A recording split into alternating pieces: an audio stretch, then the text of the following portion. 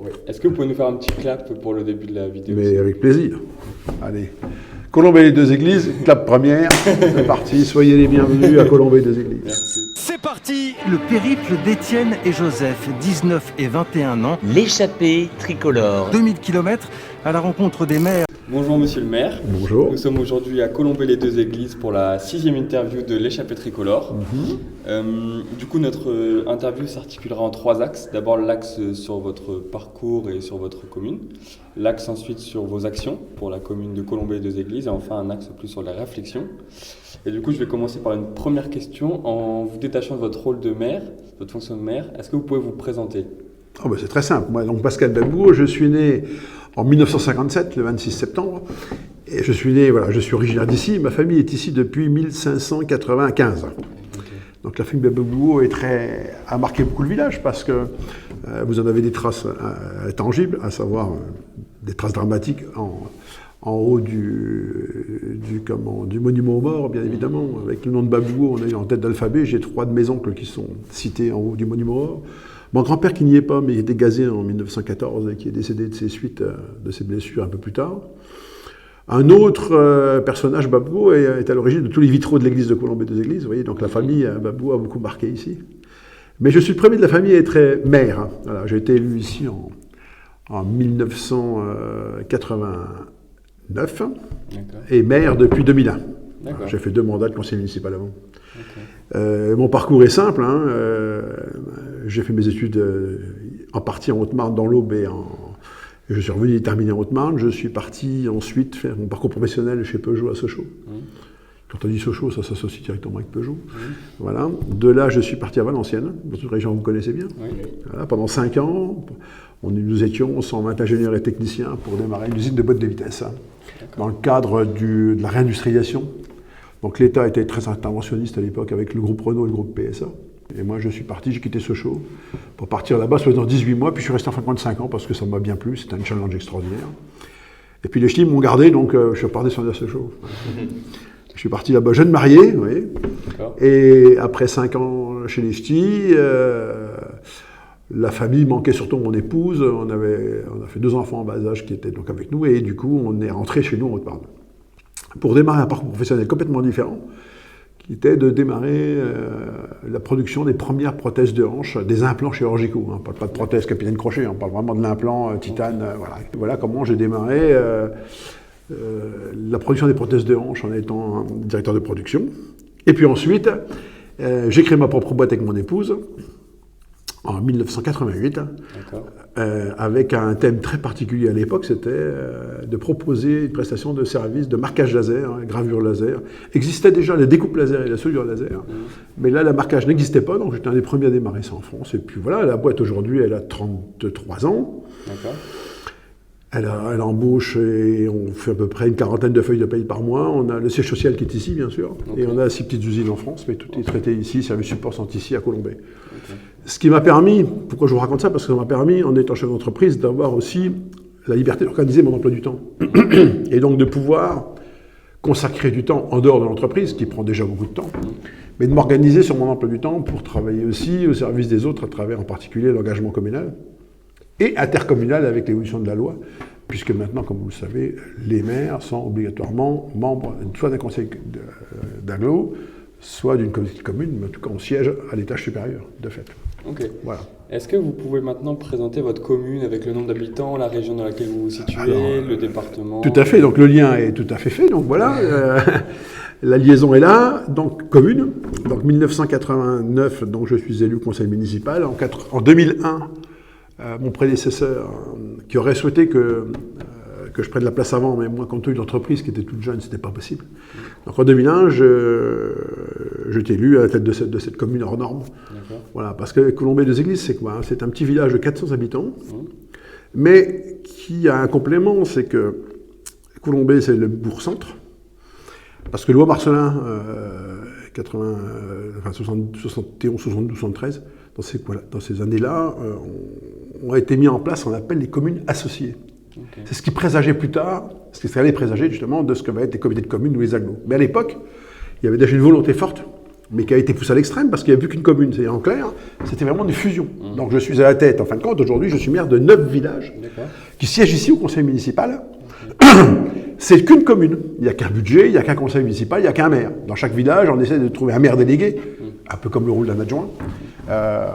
Donc voilà, c'est un peu particulier. Cette commune, aujourd'hui, donc, autour du bourg-centre de 400 habitants, ça va vous faire un peu sourire chez Echtier, parce qu'ici, on est très peu peuplé par rapport à vous. L'ensemble de mes villages représente 750 habitants. Donc vous voyez, la moyenne des 8 autres, le total des 8 autres fait 300. Voilà. On a des petits villages qui ont 11 habitants pour le plus petit, et même passé en dessous des 10, puis qui est remonté parce qu'on a repris 2 personnes de plus.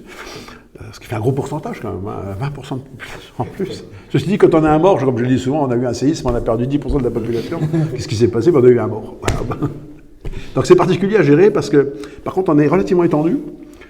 Le gros avantage d'un patrimoine forestier très important. Et on va parler dans les projets futurs parce que ça va être un vrai enjeu. Je gère 1000 hectares de forêt communale, pas de domaine communal.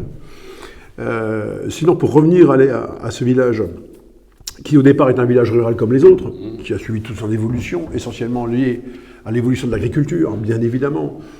Ces villages ruraux avaient, sur la base du monde agricole, avaient toute la base de l'artisanat qui va autour. Vous aviez dans le temps un maréchal ferrant, vous aviez bien évidemment tous les métiers de bouche, vous aviez un boulanger, vous aviez bien sûr un boucher, vous aviez tous les artisans qui sont nécessaires au fonctionnement, presque en autarcie. Parce qu'on ne se déplaçait pas comme on se déplace maintenant, bien évidemment. Voilà, la migration est bien évidemment vers la ville et le délitement du milieu rural s'est traduit par des pertes d'habitants terribles. Colombey, comme n'a pas échappé à la règle, on a à peu près divisé par 2 le nombre d'habitants en un siècle. Les guerres sont passées par là en plus, évidemment, mais l'évolution de la société est passée aussi là. Les villes ont capté, bien évidemment, tout un paquet de populations avec des services. Et on a encore la chance, je dirais, nous ici, d'avoir encore une boulangerie.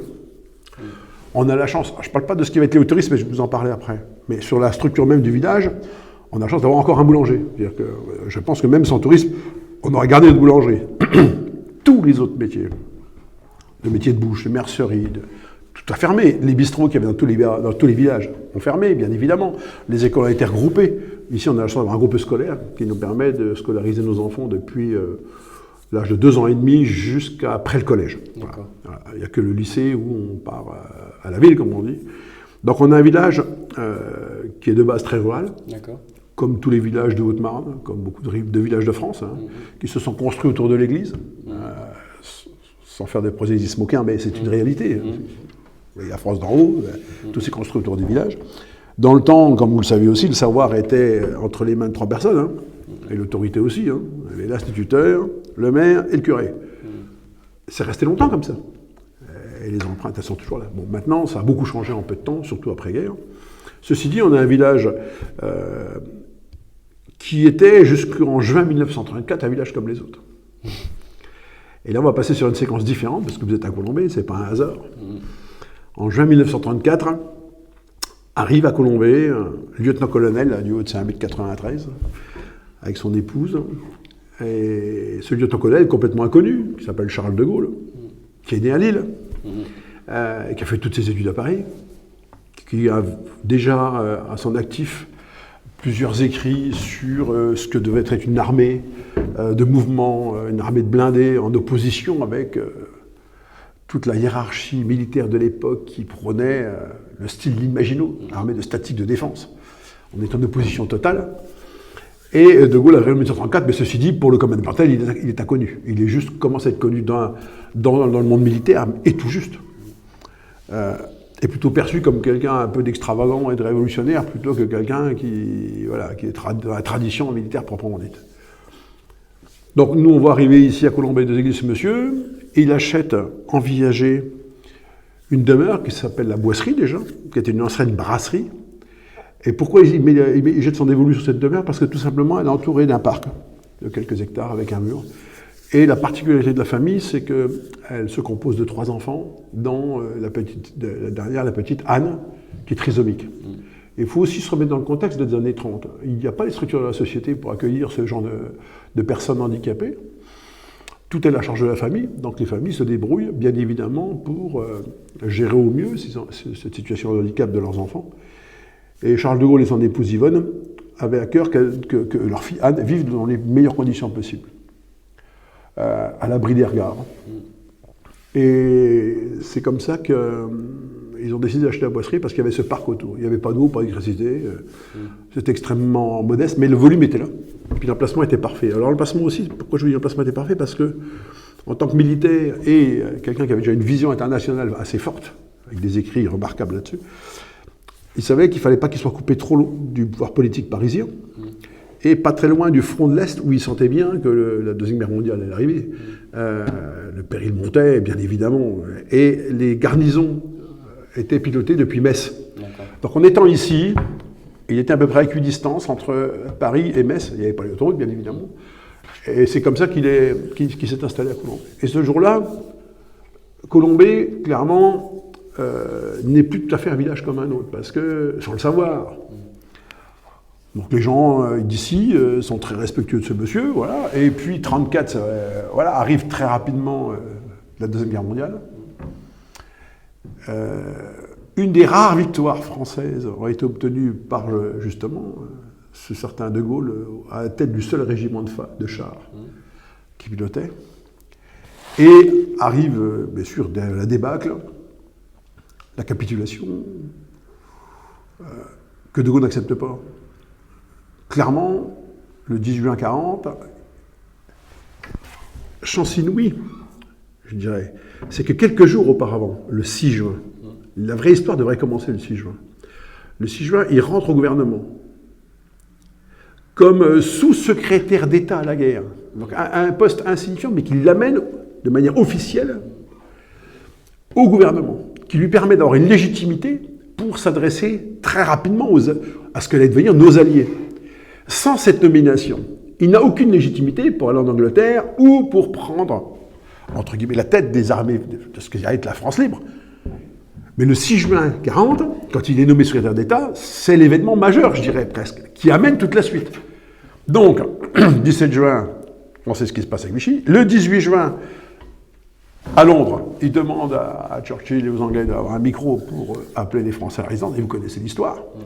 Et de là, De Gaulle rentre, je dirais, dans la sphère publique qu'à ce moment-là, jusqu'au 18 au soir, personne ne connaît le général De Gaulle.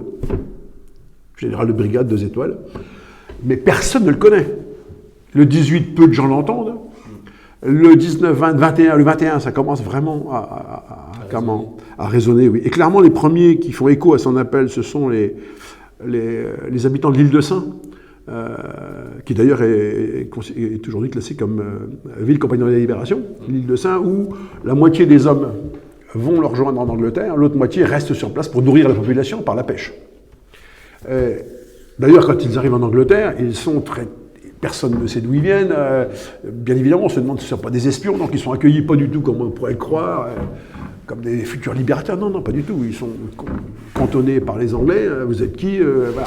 Parce que, bien sûr, le conflit était lourd, la situation était grave, très grave. Et puis, ça représentait que très peu de Français qui répondaient à l'appel. Il a fallu beaucoup de temps entre ce 18 juin 1940 et le débarquement du 6 juin 1944. Il s'est passé oui, des années longues d'attente, de mise en place de réseaux de la résistance en particulier, de convaincre ce qui était encore nos colonies, ce qu'on appelait l'Empire à l'époque. Ce qui était très important parce que pour De Gaulle, tant qu'on avait encore toutes ces régions françaises, qui ont suivi De Gaulle, en particulier le Tchad, le Cameroun et le Congo-Brazza, la capitale de la France libre a été instaurée très rapidement derrière, en opposition à Vichy, soumis à Hitler. Donc tout ça, ça met Colombey en lumière, entre guillemets, enfin surtout les gens d'ici. Et puis bon, vous connaissez la guerre, le gouvernement d'unité nationale, démission, voilà, est convaincu à ce moment-là que la France est à reconstruire et que De Gaulle, il sent qu'on va le rappeler tout de suite. Sauf que c'est pas comme ça que ça se passe. Donc il se passe 12 ans avant qu'on le rappelle en septembre 1958. Et pendant 12 ans, De Gaulle vit ici, à mi-temps à peu près, je dirais, entre ici et Paris. Un peu plus à Paris, un peu moins ici. Ici, il a toujours pris l'habitude de préparer tous ses discours, de rédiger une partie de ses mémoires, de réfléchir aussi à la situation internationale, malgré qu'on n'ait pas Internet à l'époque, bien évidemment. Mais il avait une telle connaissance des personnalités qui comptaient au niveau international. Il avait une telle vision du monde aussi, quand il écrivait déjà que l'Europe se reconstruirait en paix de l'Atlantique à l'Oural. C'est un non-sens, à la limite, pour un observateur classique, quand il l'a écrit. Tout était juste. Hein. Donc Colombet vit avec ce personnage-là, en partie à la Boisserie, en grande partie à Paris, et puis il est toujours le libérateur de la France, il participe à Colombey aux cérémonies de souvenirs classiques et traditionnelles avec les fêtes nationales. Mais il est à peine plus qu'un citoyen comme un autre. Il connaît parfaitement les familles du village le respectent sa famille, bien évidemment. Puis les années passent. Et septembre 58, c'est le retour aux affaires, hein, bien évidemment. L'installation d'après la Ve République, celle qui nous régit encore aujourd'hui. Hein. Et puis le Colombey revient sous les feux de la rampe, bien évidemment, à ce moment-là, parce que les journalistes le suivent. Et quand il vient à peu près ici, un week-end sur deux, c'est l'effervescence. Ah oui, un week-end sur deux. Oui, à peu près. Pendant tout son mandat, pendant ses 12 ans de mandat, il est venu quasiment, de 58 à 69, pendant ses 11 ans de mandat, il est venu quasiment un week-end sur deux ici. Et il y a eu une période très compliquée. C'est bien évidemment quand De Gaulle prend la décision de mettre fin à la guerre d'Algérie en redonnant au peuple en général africain, mais en particulier l'Algérie, de leur donner le droit de l'autodétermination et de devenir indépendants, qu'ils prennent leur destin en main. Sur des anciennes colonies, il y en a certaines avec qui ça s'est bien passé, une sorte de protectorat, des passions de pouvoir en douceur, d'autres où c'était la rupture en Afrique noire avec certains. Et l'Algérie, la douleur de cette guerre qui n'a jamais été traitée pour s'en sortir, que ce soit avec, d'ailleurs, tout le Maghreb, le Maroc, l'Algérie et la Tunisie. Aujourd'hui, c'est très facile de commenter après coup, hein. Il faut voir dans l'instant. Moi, je ne porte pas de jugement là-dessus. Néanmoins, il y avait une vraie haine. Il y avait un anti-De Gaulle extrêmement présent, en particulier dans certains corps d'armée. Une partie de la population qui, depuis plus de 150 ans, vivait en Algérie et était chez elle. Et du jour au lendemain, elle a dit, vous rentrez dans la métropole, c'est fini.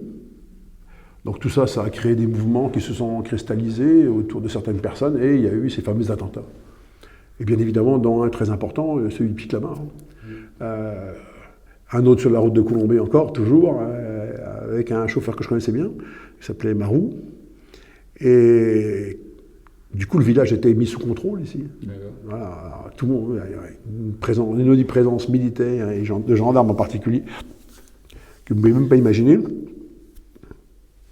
La presse, présente au quotidien, pour, en fonction des événements qui est extrêmement tendus, être prêt au cas où, voilà. Donc, on a vécu à Colombey, oui, on est habitué à avoir une présence de gendarmerie, une présence de la presse extrêmement forte, quasiment des années 62-63 jusqu'à 69. Et puis 69, c'est le fameux référendum sur lequel, comme vous l'avez vu aussi, c'était un référendum avec un thème un peu particulier sur la régionalisation, réforme du Sénat et décentralisation, pardon. Et comme il dit, si je suis désavoué, ma tâche deviendra évidemment impossible, donc je cesserai immédiatement mon mandat, et c'est ce qu'il a fait. Le soir du dépouillement du résultat, il a été désavoué, clac dans la nuit, il a présenté sa démission, et le lendemain c'était fini. Et on retrouve De Gaulle ici. Mais très rapidement, il profite, il a quand même 79 ans, il profite quand même de ces années, et il se dit, voilà, je vais me consacrer à la rédaction de mes mémoires que je veux absolument finir. C'est sa fille Elisabeth, Mariette de Boissieu, qui reprend ses manuscrits d'ailleurs, et De Gaulle organise aussi quelques voyages, dont un célèbre en Irlande, un en Espagne, et on pense qu'il va faire quelques années, et malheureusement le destin a décidé autrement, un soir du 9 novembre 70, donc tout juste un an après sa démission, et après être revenu à Colombey, voilà, il s'effondre en faisant une partie de réussite chez lui à la Boisserie.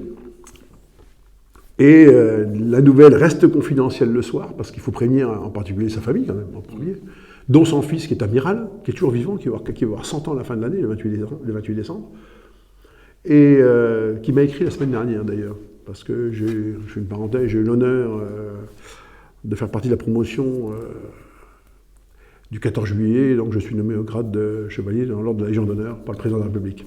Donc l'amiral, qui suit toute l'actualité de Colombey, m'a envoyé un magnifique petit courrier manuscrit. Donc, je ferme la parenthèse. Et donc on prévient l'amiral dans la nuit, et le lendemain matin, la chose est officielle. Et là, puisqu'on parle toujours du village, et là, Colombey se retrouve, il faut revenir sur un village des années 70, 50 ans, qui est un village encore très rural, on n'a pas de stationnement, on n'a pas d'aire de pique-nique, on n'a pas de choses comme ça. Et là, on voit arriver plusieurs millions de personnes dans un village de 400 habitants.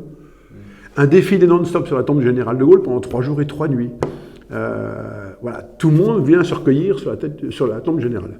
Et nous, les habitants d'ici, on n'est pas du tout choqués par ça. Et nous, ces gens-là, on les appelle les pèlerins. Ce n'est pas des touristes, ils venaient vraiment en pèlerinage. On a toujours parlé de pèlerins ici à Colombey. Vous demandez aux gens d'ici, c'était les pèlerins. Jusque dans les années, je dirais pendant une trentaine d'années, jusqu'aux années 2000, c'était vraiment des pèlerins. Des gardiens du temple qui ont toujours connu le général et autres. La chose a changé maintenant. Le Colombey d'aujourd'hui a changé. Néanmoins, en 72, a été érigée la Croix de Lorraine, ce qui est un lieu de visite important. Donc le parcours, c'était vraiment Croix de Lorraine tombe. À la mort d'Yvonne de Gaulle, 10 ans après lui, la boisserie était ouverte au public, avec la gestion de la fondation Charles de Gaulle à Paris. Donc la fondation gère l'espace Croix de Lorraine et boisserie. Et puis, en 2008, nous avons inauguré le vrai mémorial Charles de Gaulle, qui permet à tous les visiteurs de tous âges d'y trouver un niveau de lecture qui permette de tout comprendre de ce qui s'est passé. Non pas c'est pas un lieu voué au culte du général, mais ce qui s'est passé sous sa présidence, dans le monde entier. Donc vous y trouvez tout. Les évolutions sur la mode, avec l'arrivée de la mini-jupe, vous arrivez sur les produits de première consommation qui pourraient être banals aujourd'hui, mais qui n'étaient pas à l'époque, comme l'arrivée de la machine à laver. Voilà, vous aviez toutes ces couleurs de l'immobilier des années 70 très chatoyantes. Vous y retrouvez tout au mémorial. Donc ça a ramené, ça a relancé la venue des touristes à Colombey. Et là, maintenant, on parle vraiment de tourisme. Voilà. Alors, on est passé aujourd'hui, pour dire un peu les choses, on a à peu près 100 000 visiteurs par an sur la tombe du général de Gaulle. 60 000 qui viennent visiter le mémorial, une quarantaine de mille à la boisserie. Alors j'additionne pas les deux parce qu'il y en a qui font les deux. Mais par contre, il y a plein de gens qui viennent sur la tombe, mais qui prennent pas forcément le temps d'aller visiter soit la boisserie, soit le mémorial. Mais voilà, on estime un peu plus de 100 000 personnes qui passent encore à Colombey. Pour un village de 400 habitants, c'est vrai que c'est complètement différent de ce que peut être un village rural de la même dimension. Voilà. Donc on a des obligations aussi par rapport à cela, de bien accueillir bien évidemment les touristes, sachant que bien accueillir, ça veut dire tout simplement les accueillir et dans le respect de ce que peut attendre un touriste qui vient à Colombey, c'est à savoir comment vivait le général de Gaulle. Donc on a gardé, par le style aussi d'ici, puis c'est un site classé, on a gardé le bâti traditionnel de l'époque. C'est-à-dire que vous retrouvez l'atmosphère d'il y a 50 ans. C'est vrai qu'il n'y a plus des tas de fumier au bord des cours, parce que voilà, les choses ont évolué, le monde agricole s'est transformé, bien évidemment. Les paysans sont devenus des vrais champs d'entreprise, c'est devenu des entreprises extrêmement modernes avec des gros investissements. Donc c'est sûr que le tas de fumier au bout de la cour, ça n'existe plus, mais le reste, vous le retrouvez. Vous retrouvez ce bâti en pierre traditionnel ici, que vous avez apprécié quand vous êtes baladé.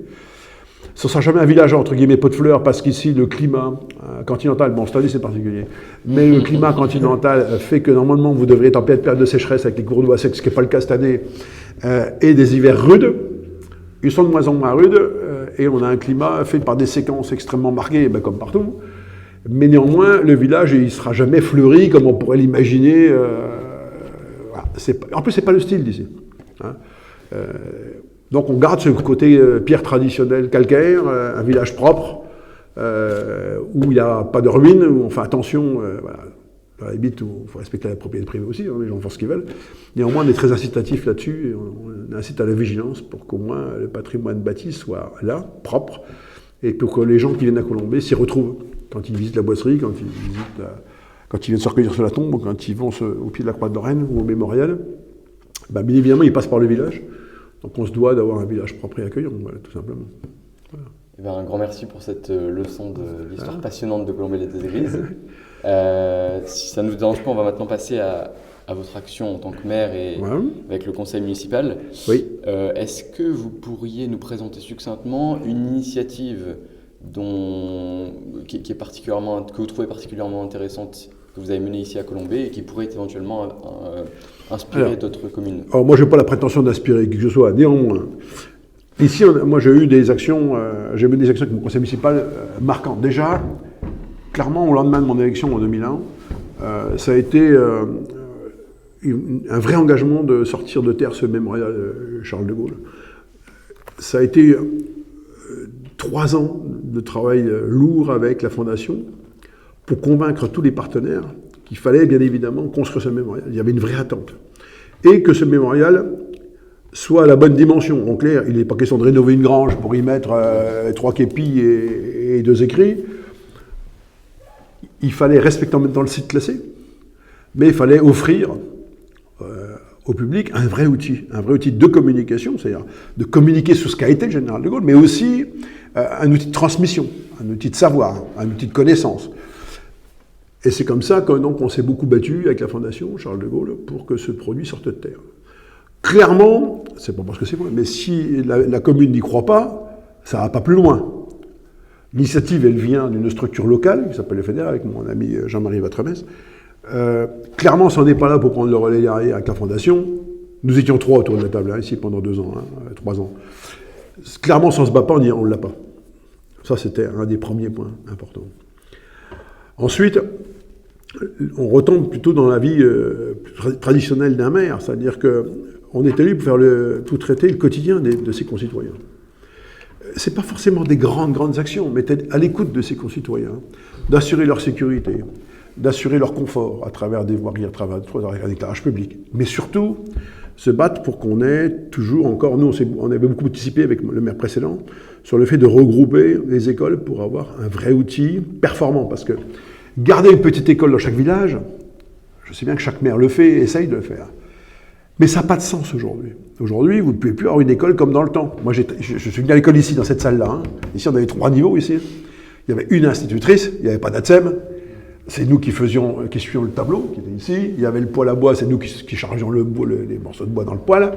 Et la maîtresse, ou le maître de l'école de l'époque, pouvait gérer 35 gamins sans aucun problème.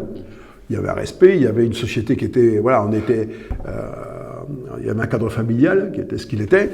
Ce qui fait que, je ne dis pas que tous les enfants étaient doués, c'est pas ça, mais au moins ils avaient un comportement qui était beaucoup plus facile à maîtriser qu'aujourd'hui. Aujourd'hui, une école, si vous mettez 35 gamins dans une classe de multiniveau avec une seule institut, sans ATSEM, sans soutien, l'institut, elle ne fait jamais l'année, c'est pas possible ça. Donc, clairement, le fait de pouvoir regrouper, ce qu'on a fait avec le groupe scolaire qui est en dessous, ça permet d'avoir des moyens. Donc on a maintenant un encadrement avec des psys, on a des ATSEM, on a une salle de lecture, on a une salle informatique, bien évidemment aussi, on a des salles d'évolution. Si vous gardez une petite école dans chaque village, c'est pas possible ça. Donc il y a un moment, il faut rationaliser si on veut préserver au moins les structures d'éducation au niveau local pour pas que tout le monde aille à la ville, et puis en même temps, offrir aux parents et surtout aux enfants un cadre extrêmement propice pour qu'ils puissent évoluer le mieux possible. C'est le rôle principal du maire. Ça a toujours été ma priorité ici. L'école, c'est une priorité absolue. Le deuxième plan d'action qu'on mène ici, je ne parle pas du tourisme, le deuxième plan qu'on mène ici, mais comme ça l'est beaucoup maintenant dans la région Est, moi je l'ai écrit, on a beaucoup assisté là-dessus d'ailleurs municipal, c'est l'évolution de notre patrimoine forestier. Il faut être très conscient que il y a une évolution climatique, qu'on a un problème sanitaire sur nos forêts, lié à la maladie, lié aux prédateurs, aux insectes en particulier. Il y a un équilibre à trouver aussi avec la faune, parce qu'ici, contrairement à ce que beaucoup de gens pensent, la chasse est absolument indispensable pour réguler les densités de gibier et permettre d'avoir un équilibre entre la faune et la flore. Et pas mettre des ours et des tigres partout et des lynx pour réguler les cerfs, les biches et les chevreuils. Et je ne parle même pas des sangliers. Tableau de chasse, 14 000, 15 000 sangliers par an, et on n'est pas le département le plus peuplé encore. Vous imaginez bien, si ce n'est pas prélevé par les chasseurs, on se demande qui va le faire. Alors, la chasse fait partie des éléments indispensables ici. Puis en plus, elle permet pour moi c'est une ressource importante pour moi au niveau financier en même temps, parce que je loue mes chasses. Des chasseurs qui payent pour avoir le droit de chasser dans les chasses communales. Et cet investissement-là, il nous permet, ces soins nous permettent d'entretenir la forêt. Parce que la forêt, jusqu'à présent, jusqu'à il y a une vingtaine d'années même, C'était évident que la forêt était là, qu'elle était belle, qu'elle était bien, et qu'on vendait nos bois, et qu'il y avait toute une filière locale. C'est toujours les mêmes qui les achetaient, c'est toujours les mêmes qui débitaient. Puis c'était dans l'ordre des choses, et tout allait bien, le meilleur des mondes, quoi. Voilà. Bon, c'est vrai que des fois, il y avait une sécheresse, bon, c'est tout, comme en 76. Et puis après, il y avait la pluie qui récupérait. Mais on n'avait pas de soucis. C'était presque établi. Sachant que la forêt française ne fait que de se développer, contrairement à ce que beaucoup de gens croient. Hein. Depuis 3-4 siècles, on ne fait que de se développer. Bon. Et puis est arrivé, ces changements climatiques. Arrivent ces changements climatiques, il y a une prise de conscience. Mais en même temps, il faut faire preuve d'une humilité extrême. Je vous donne un exemple tout bête. Qu'est-ce qu'on fait demain pour que la forêt soit belle dans 80 ans? Qu'est-ce qu'on fait face à certains prédateurs, certaines maladies? On n'a pas le droit de traiter en forêt. On regarde les choses se faire ou on fait évoluer les choses? Alors, dans le monde agricole ou dans votre jardin, c'est facile. Vous mettez une variété qui vous convient à une année, ou vous mettez un petit coup de traitement, vous ne le faites pas, ou vous faites ça à la main. Si ça ne va pas, les filles, on change de variété, ça roule. Là, on est en train de changer les essences de nos forêts. De tout temps, ici, c'est du feuillu. C'est pas tellement du résineux. Le résineux, c'est plus dans les Vosges. Donc vous avez du hêtre, du chêne, du bouleau, du charme. Enfin, ce sont des essences locales que vous trouvez partout, mais qui sont des essences assez banales. On sait que c'est mort. C'est une certitude. Qu'est-ce qu'on met demain? Si on veut des retours d'investissement, des retours aussi sur des bois qui doivent alimenter aussi le monde de l'économie, hein, dans le bâtiment, il faut aussi des résineux. Alors là, on nous dit, voilà, maintenant, on commence à avoir un tout petit peu de recul sur des résineux qu'on appelle des cèdres d'Atlas. Donc on ramène des cèdres marocains, hein, d'Atlas, pour essayer de planter ici, parce qu'on estime qu'ils sont plus résistants justement à l'évolution climatique, à certaines maladies. Par contre, le bois lui-même, il ne pousse pas dans les mêmes conditions, on ne sait pas trop les débouchés qu'il va y avoir. Sauf que quand je fais ça aujourd'hui, je suis en train d'en planter là, je verrai au mieux dans 40 ans, donc c'est pas moi qui le verrai, si on a fait des choix pertinents pour une exploitation à 80-100 ans. Quand je vous dis qu'il faut preuve d'humilité, c'est que les choix qu'on fait aujourd'hui, il n'y a aucune garantie dessus. Ce qui est sûr, c'est que si on ne fait rien, si je laisse la forêt comme elle est là, si je laisse le gibier continuer de se développer, et si je ne fais rien, nos générations à l'horizon d'un demi-siècle, on se demande ce qu'on va leur laisser comme forêt. Ça va être vert, hein, mais c'est tout. Hein. Point. Alors, on ne peut pas faire ça. Donc, comment on traite? Eh bien, voilà, on fait des chemins d'exploitation, on fait des zones de retournement, parce que la forêt, ça se cultive, ça s'entretient, contrairement à ce qu'on pourrait croire aussi. C'est bien qu'il y ait des zones témoins de forêt naturelle, voilà. Mais le gros potentiel de la forêt, il doit être traité. Quand je dis traité, exploité. C'est-à-dire cultivé, surveillé, organisé, et donc aussi coupé, parce qu'un arbre, ça vieillit et ça meurt, donc il faut aussi les exploiter. On s'en est rendu compte à la tempête de 99, on avait à peu près, sur tous les arbres qui étaient tombés, on avait plus d'un quart des arbres qui auraient dû être exploités avant, on s'est rendu compte qu'ils étaient foutus, ou fort dégradés. Donc il faut qu'on anticipe, qu'on tire les leçons de tout ça. On doit tirer les leçons de ce qui s'est passé depuis la tempête de 99. Cette observation qu'on a faite à ce moment-là, et l'évolution climatique depuis, nous amène à faire des choix très importants, et je ne suis pas le seul maire, tous les maires de France et de Navarre doivent absolument tenir compte de cette évolution. Ça va être un vrai enjeu pour les régions. Voilà. Donc l'éducation d'un côté, le patrimoine qu'on doit laisser aux générations futures et l'impact que ça a sur la santé, parce que la forêt c'est important. Et puis après, je dirais, moi, il n'y a pas vraiment de classement, mais en même temps, je vous dis, il faut avoir un vrai souci de sa population pour qu'elle vive le mieux possible et qu'elle reste en milieu rural. Et là, on parle des services. Et pour moi, je ne suis pas du tout d'accord avec une grande partie de mes collègues qui, eux, sont pour un service public renforcé. Moi, je suis pour un service au public renforcé, ce qui n'a rien à voir. Ce qui n'a rien à voir. Qu'on se batte, nous, pour offrir des structures, pour amener la santé, garder la santé ici. Je m'explique. Trouver un médecin, trouver un pédiatre. Pas forcément comme milieu rural, mais ici on est milieu rural, même une ville de 5 000 habitants à côté, c'est du rural. Mais qu'on essaye de garder dans nos villages ou dans nos petites villes, absolument le tissu médical qui nous permette au moins aux gens d'être soignés correctement. Qu'on ne soit pas obligé de partir, d'attendre par exemple 6 mois pour un rendez-vous chez l'ophtalmo, ou de partir à 120 km pour faire une visite. Alors qu'on la fasse pour un spécialiste du cancer, du système nerveux, je comprends tout à fait, mais pour le reste, non, il faut qu'on se batte à ça. Le service au public, c'est ça. Se battre quand une boulangerie elle ferme, quand on sait qu'il y a du potentiel, retrouver un boulanger. Je sais bien qu'on ne va pas mettre un supermarché dans chaque village, mais au moins offrir le minimum de services, encore une fois, de services à la population. Et pas de service public, de service au public. Moi, de me battre pour garder ma perception, j'en ai rien à faire. Moi, je peux vous le dire. Clairement, plus personne n'y va, la perception. Hein. Vous faites tout sur Internet. Hein. On fait tout en dématérialisé. C'est des combats d'arrière-garde. Alors, quand je dis ça, je vais fâcher beaucoup de gens, parce qu'il y a plein de mes collègues qui défilent avec l'écharpe devant la préfecture pour fermer notre perception. Si, fermez les perceptions. Mettez des services centralisés performants, dématérialisés, mais gardez par contre au niveau humain le lien à la mairie. En clair, le job qu'on fait, que je fais, comme tous les maires de France font, avec leur petite secrétaire de mairie ou leur petit groupe de secrétariat de mairie dans des communes un peu plus grosses, c'est le premier lien à la population. C'est là qu'il faut qu'on ait des compétences. Mes deux demi-secrétaires que vous avez une des deux, c'est là qu'on fait tout. Moi, je n'ai pas besoin d'une structure à 15 km pour me faire une antenne de permanence de l'URSSAF, de la NPE ou fiscale. Les gens, ils ont un souci, ils viennent me voir à la mairie. Voilà, comment j'ai un problème pour remplir mes impôts, je veux un rendez-vous au centre des impôts de Chaumont, je ne sais pas comment faire, j'ai un problème avec ma carte de vie, j'ai un problème de carte d'identité. Je gère ici. Ce n'est pas la peine de faire des doublons un peu plus loin. Non, la mairie, et ça c'est essentiel, la mairie reste le premier point de service auprès de la population, et le premier point de contact.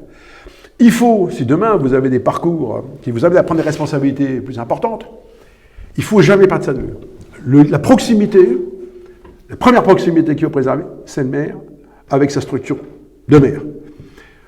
Après, aujourd'hui, on a intégré des structures supérieures, vous savez, en plus, un transfert de compétences, comme Aglo, toujours le département, vous avez la région. Néanmoins, le premier lien, il est là. Donc, c'est pas la peine de se battre et de défiler devant une préfecture ou devant une grande mairie pour dire, ouais, je veux garder mes fonctionnaires. Ça sert à rien. En plus, le monde du fonctionnariat, je suis admiratif devant mes fonctionnaires et je suis dépité de voir comment ils sont managés. En France, pour faire simple, on a à peu près 1,5 million de fonctionnaires de trop. Alors pareil, quand je veux dire ça, si vous dites ça à des mélenchonistes, on va les faire graser des dents. Néanmoins, c'est quand même une réalité. Même dans les grandes villes, ils se battent pour que les fonctionnaires fassent au moins les 1610 heures qu'on leur impose par an, quand même, c'est un minimum, parce qu'on est en société, on doit être tous sur un biais d'égalité quand même là-dessus. Bref, je vais parler quand on parle d'acquis sociaux et le reste, tout ça c'est une réalité aujourd'hui, on est une société, on devrait être à peu près traités tous de la même façon. Hein. Bon. Donc en clair, il faut se battre pour avoir de la performance. La performance, elle doit être au niveau de la mairie, bien évidemment. Elle doit être aussi au niveau des pôles de développement, en particulier économique. Alors ça, c'est des compétences maintenant, agglo et région. Donc, encore une fois, que chacun fasse son job, mais multiplier les structures, se défendre, se battre pour dire qu'il manque un fonctionnaire par-ci, par-là, non. Comme mettre des gens à l'hôpital, oui, clairement. Comme mettre des gens pour faire de l'urbanisme, alors qu'on est parfaitement dans le monde de l'économie de marché avec des vraies compétences. Moi, embaucher un fonctionnaire pour faire de l'urbanisme, ça me dépite, moi. Ça me dépite. Il n'y a rien à faire là. Au pire, surveiller l'application de la loi. Mais par exemple, l'urbanisme, ça ne sert à rien. Au niveau du fonctionnariat, ça ne sert à rien. Du tout. Il y a des tas de gens qui savent faire dans le privé. Et puis l'avantage, c'est quand vous êtes dans le privé, quand vous êtes élu, vous faites passer une mission quand vous avez besoin. Et vous ne payez pas de vos fonctionnaires 12 mois par an, si vous avez besoin de lui que 6 mois. Voilà. La gestion d'équipements collectifs. Il y a des gens qui ont un savoir-faire. C'est pas la peine de faire de la régie partout. Ça coûte une blinde. On est avec des taux d'absentéisme catastrophiques parce qu'on ne sait pas manager. Qu'on laisse les gens performants le faire. Et ben on aura l'occasion d'approfondir quelques-unes de ces idées, peut-être dans la dernière partie qui sera sur les idées. Avant ça, j'aimerais juste vous demander, vous recentrer un peu sur votre personne de maire, et vous demander de quoi est-ce que vous êtes le plus fier aujourd'hui en tant que maire ? Alors, déjà, d'être élu dans un village qui est hors norme, qui en plus a la chance de pouvoir recevoir et de côtoyer et d'assister aussi à des conférences, et d'assister à des repas, et de côtoyer des gens dans un cadre complètement hors norme. Je reçois toute la classe politique ici. Alors pas les extrêmes, je vous le dis aussi, donc c'est pour ma tasse de thé. Néanmoins, je reçois à peu près tous les bords politiques ici. Je discute quand je peux avec eux. Alors des fois ça me prend 10 minutes, quelquefois c'est pendant un repas, je ne suis pas intime non plus. Néanmoins, j'ai la chance de vivre des séquences que même des maires de grandes villes ne vivront jamais. Donc je suis bien évidemment très conscient à titre personnel. Je représente mon village et je fais en sorte que mon village soit bien évidemment, comme vous l'avez constaté, le plus accueillant possible et le plus propre possible, ça c'est essentiel. parce qu'on véhicule l'image du général de Gaulle et de la famille de Gaulle. Parce que moi, j'associe la famille aussi avec le général. Donc ça, c'est important, très important. Et je pense que depuis 20 ans, je n'ai pas trop à rougir de ce qui se passe. Après, un autre point de fierté, alors je vais vous faire sourire, mais c'est le moment de gloriote que l'on a une fois tous les 6 ans, qui dure quelques minutes. Hein. C'est le moment du dépouillement. Voilà. Moi, je joue le jeu de la démocratie à plein. Ici, on est encore sur des strates de moins 1000 habitants. Donc, les électeurs ont le choix. Moi, je présente une liste ouverte. Dernier coup, il y avait 26 noms, voilà, et les gens bas, où ils rajoutent, ils font ce qu'ils veulent. Voilà. Et j'ai eu la chance, depuis toujours, d'être élu largement en tête, avec pas loin de 90% des voix tout le temps. Et en plus, très nettement en tête par rapport au deuxième. Donc, ça donne une caution et une reconnaissance du travail qu'on a fait. Alors, comme j'ai dit, une fois que j'ai dit ça, le dépouillement a lieu le soir, craque en boit un coup, ça dure 5 minutes, bon, après, on revient au boulot. Ouais, ça. Mais puisque vous me demandez de quoi un pied de pierre, clairement, ça serait faux cul de dire le contraire. Je suis fier quand on sort les résultats des élections municipales, et voilà, c'est la reconnaissance des travail de 6 ans. Bon, une fois, ça a duré 7 ans, mais c'est clairement, voilà. Surtout, comme on m'avait toujours dit, tu sais, après le premier mandat, avec ce que tu fais, c'est sûr qu'il y en a qui vont pas être contents, ça va... Parce que quand tu prends des décisions, c'est jamais facile non plus, toujours. Hein. Ouais. Et pourtant, dans les gens, tous les ans, tous les 6 ans, ça reste sur des niveaux extrêmement élevés, hors normes. Ça m'a même valu des articles dans le Canard enchaîné. Ça, ouais. Est-ce que vous auriez une anecdote à nous raconter depuis le début de votre mandat, enfin de vos mandats? Est-ce que vous auriez une petite anecdote à nous raconter je vais vous en raconter 2 petites comme ça, qui sont la première, c'était quand j'ai rencontré Jacques Chirac avec son épouse. Okay. J'avais été très surpris parce que Jacques Chirac, il est comme vous le connaissez à la télévision. Extrêmement jovial, une bonhomie et une attention aux autres, même si c'était un tueur en politique, mais à côté de ça, vraiment un côté humaniste extraordinaire. Des relations fantastiques avec, tout de suite un contact et tactile et physique et très direct, voilà. Et te tutoie tout et tout, il tutoie tout le monde et tout. Et on était l'un à côté de l'autre, et Bernadette était suivie avec, et puis on était à la croix, puis il y a des marches qui sont un peu, où il faut faire attention parce qu'elles ne sont pas forcément très visibles, c'est un peu sournois comme... et il se retourne près de Bernadette, et il dit, Bernadette, faites attention à vous, n'allez pas vous tomber. Et le décalage entre l'image qu'on a de ce monsieur qui tape le cul des vaches, qui vaut son agriculture et qui tutoie tout le monde, est extrêmement vieille France dans son éducation, avec son épouse, et il se vous voit. Alors, tout le monde le savait, après tous ceux qui connaissent, mais moi je ne savais pas, donc ça m'avait, c'est une anecdote, ouais, c'était ça. C'est un moment qui m'a marqué, je dis, attends, Jacques Chirac qui vous voit son épouse, et Bernadette, oui, c'est ça, c'est exactement ça. Une autre, qui n'a rien à voir, c'est Nicolas Sarkozy, qui nous fait au restaurant, sur un repas quasiment improvisé en catastrophe, après une visite, quand il était président de la République, et qui nous fait un débrief de ces 6 premiers mois de mandat où c'était l'euphorie, quoi. Et là, on assiste à un one-man show, enfin moi j'assiste, on est 8 à table, un one-man show exceptionnel, la présidente de la République qui te raconte, avec ses mots à lui, hors caméra bien évidemment, ce qu'a été ces 6 mois de mandat avec des séquences particulières. Et là, des choses qui sont pas répétables, mais où tu te dis, enfin quand ce sont des gens qui, malgré leur responsabilité extrême, sont quand même des gens comme les autres et qui s'expriment, qui savent s'exprimer aussi comme tout le monde, hein, avec un langage direct et cru quand il faut l'utiliser, quoi. Et là, on est restés tous à écouter, ça a été fait un one-man show, mais vraiment un spectacle. Hein. Voilà. Bon, puis une qui fait du droit comme lui, c'est quand même un spécialiste, donc il savait utiliser les bons mots.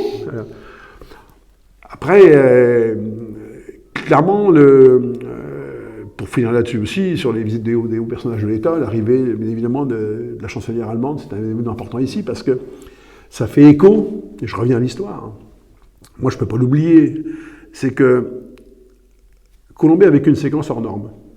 Septembre 58, quand Charles de Gaulle convie Konrad Adenauer, le chancelier allemand, à la Boisserie, pour sceller la vraie réconciliation franco-allemande. Toutes les images que vous voyez aujourd'hui dans la presse, d'Helmut Kohl avec Mitterrand, qui se serre la main dans la tombe à Verdun, que vous voyez Chirac avec Merkel, ou François Hollande, ou Emmanuel Macron. Tout part de cette visite de septembre 58. De Gaulle, envers et contre tout, invite le chancelier allemand à venir chez lui à la Boisserie. Seule visite à la Boisserie. Le symbole est hors norme. Pour vous donner un peu l'exemple, quand même, pour resituer le contexte en 2 mots. À la Boisserie, il y avait deux bonnes. Il y en a une qui est originaire de Lorraine, Honorine, et quand elle apprend qu'à la Boisserie, elle va être obligée de servir Conrad Adenauer et son épouse, elle dit à Tante Yvonne, moi je ne servirai jamais à Bosch à la Boisserie. Pour vous dire quand même la haine, suite aux atrocités de la guerre, surtout pendant la guerre, c'est la guerre, mais la débâcle allemande. En clair, la dernière année, 44, de mai, pour faire simple, mai-juin, après le débarquement, jusqu'à la libération de la France, jusqu'à fin septembre, essentiellement, mais encore après sur l'Est, mais juillet, août, septembre, octobre 44, ça a été le jeu de massacre. C'est-à-dire que les Allemands en plein repli, avec les SS, ont massacré de manière sans discernement des vrais ou faux résistants, des otages, parce que bien évidemment, ils subissaient, en pleine déroute, ils subissaient l'attaque des forces françaises libres, et par représailles, ils récupéraient 10, 20, 30 personnes dans les patelins, les fusillaient sans jugement, sans rien. Et c'était vachement prégnant encore dans la mémoire des gens. Vous vous rendez compte, c'était quand même 44-45. Et là, 58, c'est 13 ans après, c'est rien, 13 ans. Et il invite le Bosch à la Boisserie. Mais De Gaulle avait tout compris déjà à ce moment-là. Donc moi, revoir Angela Merkel, 50 ans après, revenir à Colombey, pour inaugurer le mémorial avec nous, avec le drapeau allemand qu'il faisait, moi ça m'a marqué, parce que ma génération, la première génération des années 50, c'est la première génération qui n'a jamais porté les armes sur notre territoire. C'est peut-être, mais je crois que c'est même unique dans l'histoire de France, de n'avoir jamais porté les armes pendant presque un siècle sur notre territoire. Bon, il y a les attentats, c'est 2 temps de guerre, mais je parle de vrais conflits. C'est hors norme. Donc, clairement, c'est une anecdote particulière, parce que moi, ça me marque. Ce sont des événements qui font écho à l'histoire. Vous voyez, ces choses-là qui sont particulières ici à Colombey.